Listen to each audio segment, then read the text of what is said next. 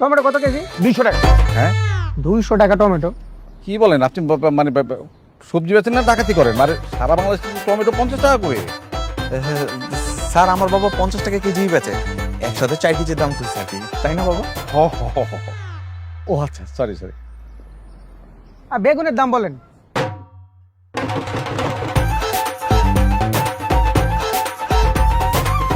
বেগুন লয়ে যান না, কোনো সমস্যা নেই, লয়ে যান, যা খুশি লয়ে যান। এটা তো আবার বেশি বেশি হয়ে গেল না? কাস্টমার বেগুন নিবে, যা ইচ্ছা তাই কেন দিবে? বেগুনের দাম জানেন না? হয়েছে কি, আমার বাবার দোকানটা ছোট কিন্তু মনটা বিশাল বড়। কোনো কাস্টমার এলে ফেরত দেয় না, খালি কাস্টমারের লোকে দামাদামি করে কষ্ট কেন দিব? ভাই এমনি দিতেছে। ভাই আপনি নিয়ে যান বেগুন লাগবে না, নিয়ে যান। না বাবাজি, মানে কাস্টমার হইতেছে দোকানের লক্ষ্মী, তারে এত তাড়া দিলে হবে না তো। তারে মালটা ঠান্ডা মাথায় নিতে দেন, আমরা বরং বাসায় যায় বাকি কথা বলে নেবেন আপনার সঙ্গে। এটা ভালো কথা স্যার। ঠিক আছে, তাহলে আজকে আসি। একটু চাপানি খাই যান, আরেকদিন খাবো না, বাসায় যে চা খাবো। ঠিক আছে আসি তাহলে। আসসালামু আলাইকুম। ওয়ালাইকুম আসসালাম। চলো মা। মুরব্বি সবজি বেচবেন না? আমি তোর কাছে সবজি বিক্রি করবো, দোকান বন্ধ। কি আজব দোকান থাকে ভাই, কি বলতে যায় রাস্তাঘাটে আসে দোকান করে। সুপার বাবা, অনেক ভালো হয়েছে। হ্যাপি। দেখো, তোমাকে আমার পছন্দ হয়েছে, কিন্তু আমার কিছু শর্ত আছে। কি শর্ত ম্যাডাম? প্রথমত এই ম্যাডাম আপনি এসব বলা বাদ দিতে হবে। ঠিক আছে, এখন থেকে ডার্লিং কুম। এই এত দূরে যেতে বলি নাই, আমাকে নাম ধরে রাখবে। ঠিক আছে, তারপরে শর্ত? দ্বিতীয় শর্ত, আমাকে কখনো মিথ্যে বলা যাবে না, ধোকা দেয়া যাবে না। যদি কখনো মিথ্যে বলছো বা ধোকা দিছো, আমি কিন্তু তোমার সঙ্গে থাকবো না, সেটা বিয়ের আগে হোক বা পরে। খাইছে রে, এখন ভাগাগুলা মিথ্যার উপর চলতেছে। আচ্ছা পরেরটা পরে দেখা যাবে, বাকিগুলো শুনি। এই কি ভাবছো? না, আমি তো এই শর্ত রাজি। তারপরে শর্ত?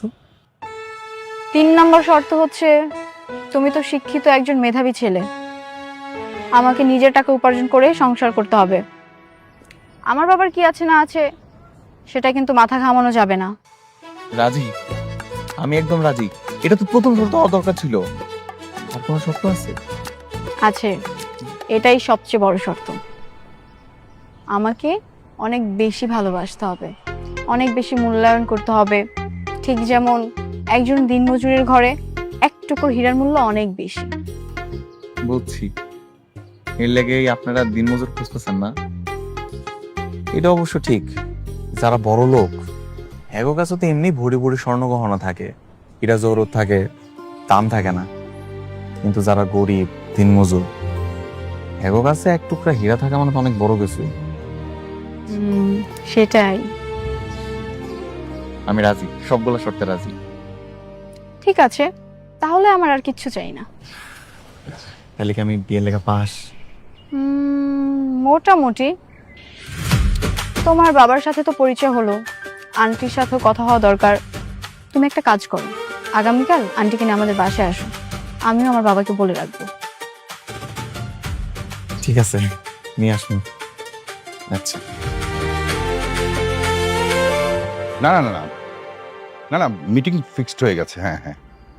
হ্যাঁ, গতকালকে। হ্যাঁ, জাস্ট টাইমে চলে আসবো। ওকে। বুয়া, আমার জন্য সুন্দর করে 1 কাপ চা বানিয়ে নিয়ে এসো তো। স্যার, কি চা খাইবেন? নাজমা, তুমি এই পোশাক কেন পরেছো? বুয়া আসেনি আজকে? না, ছুটি দিয়ে দিয়েছি। কি কেমন লাগছে আমাকে? বুয়ার মতো লাগছে না? ভাবছি এই কয়দিন বাসার সমস্ত কাজকর্ম আমি নিজে করব। কেন বলো তো?